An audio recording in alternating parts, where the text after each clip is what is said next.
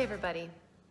I don't know about you, but if I'm determined to grow and evolve in a rapidly changing landscape, I endeavor to put myself into conditions of consequence that really compel me to evolve and really force me to examine existing mindsets and beliefs and then consider whether that is truly serving my evolution or not. And I have to tell you, in the last month, I have come smack up against myself in some pretty deep resistance to evolving around business, coaching, and evolution challenges that I had accepted. One had to do with how I look at and think about how I design my time in order to scale. And another one had to do around how I define my greatest capabilities that I can bring to any project.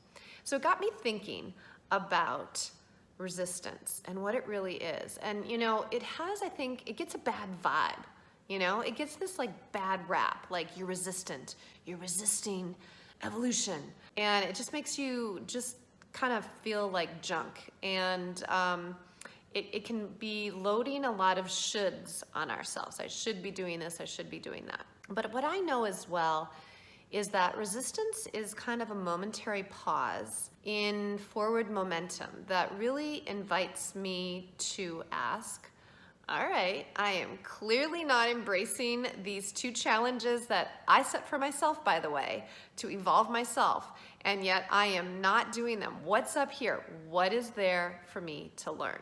Have you ever had that challenge where you want to grow, you want to evolve, you're trying to have greater impact in the world around you, and you put yourself in a situation very much like people do when they sign up for marathons, and they're like, oh, now I got to do the training, right? Because I don't want to be that person who is limping across the finish line and then, you know, can't walk for 5 days afterwards, right? So you have to put in the time. Same thing when it comes to evolving our leadership, rethinking our leadership, reimagining our leadership, evolving ourselves. And that typically involves letting go of some older beliefs, some older ways of thinking, doing, or being that served us very well in the past, but what got us here, you know the phrase, what got you here won't get you there. It's beyond that, guys.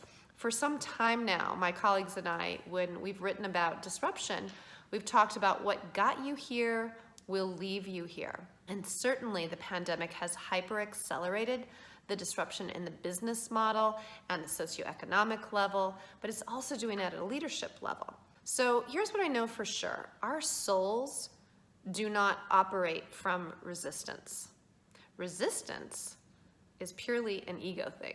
Ooh, right? It's kind of painful to think about that, but it's true, right? Our personalities are resisting letting go of how we defined ourselves in a certain way to allow something bigger to be born because they cling, right, to a certain self-definition. I am this kind of person, here's how I introduce myself, here's what I'm about, and maybe that's been part of your formula for success for a long time. Well, recognizing that our souls don't operate from resistance, and it's really just our egos or our minds kind of clinging onto something, allows us to dig deeper and get to the place of asking, okay, why? What's here that is compelling maybe some fear to evolve into a new direction?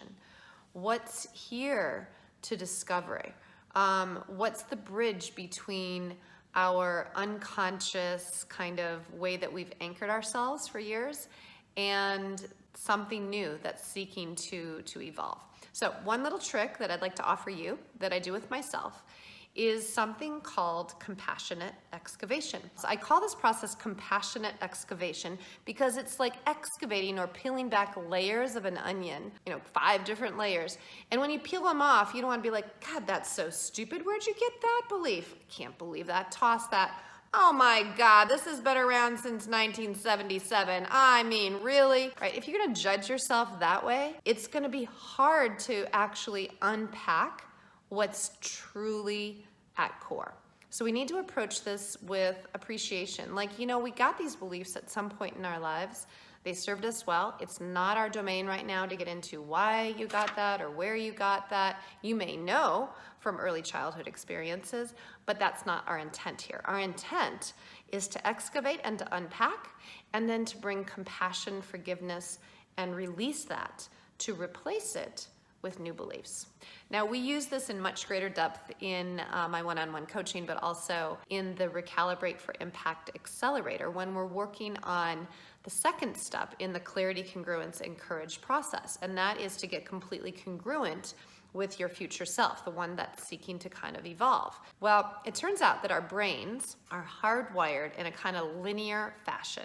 If XYZ, then ABC, or when XYZ, then ABC, kind of that if, then, when, then format. The problem is the world today is not linear. It's absolutely exponential. It's very much liable to change in quantum ways that we have not necessarily preconceived. And so what can really slow us down is when we have unconscious if-then frames that are keeping us hardwired into a state or a way of being that was better targeted at a previous time in our lives or our careers. So I did this with myself, and I challenged myself. Okay, so if I did the thing that I was resisting. So if, and then you write a blank, and then what you write there is if you do the thing that you're resisting, then what happens, right? And just you write that at least 5 times, right? And just notice, just like the 5 whys, as we might do like in process improvement in corporations, for those of you who are familiar, when you dig, you start to come to a realization of like, that's the fear. So I was trying to actually redesign my time, and I was asked to do this kind of time tracking process, and I came up with all these judgy reasons why it was not a good use of my time, why it wouldn't help me. I spent more time kind of telling myself the story of why it would not be valuable than actually getting down to it, number one, or number two, uncovering what the heck was I even resisting. When I really sat with it and I did the if-then exercise, what I realized is if I really mapped out my time with the granularity and the precision that was being invited, then I would have to confront the way that I was thinking about using my time and how I was missing opportunities for quantum leaps forward, which is something I believe in. And there were gaps, there were holes in the last month that I allowed to appear. Hey, we're all human, it happens. But man, when I sat with that, I got it. And I realized this is not a time tracking exercise, I'm redesigning my life. So let me put in categories that make me think about how I am spending my time in a different way that's more aligned with my future. And then evaluate how my present maps to that future vision, getting a totally different picture. It's actually really cool. And now I can't wait to fill this thing out every day. So that's an example of how to meet and lean into the resistance, ask the question, and then here's the kicker. We get to listen to our own responses at a heartfelt soul level with compassion and with kindness for ourselves. And there's another step that we use in the accelerator and in the one-on-one coaching where we really hardwire new beliefs and plant them in kind of the soil of new possibilities. But I guess I would say when it comes to resistance, pushing against something or attempting to kind of push through a given obstacle just adds to the resistance and it bypasses the gift that is inherent within the resistance.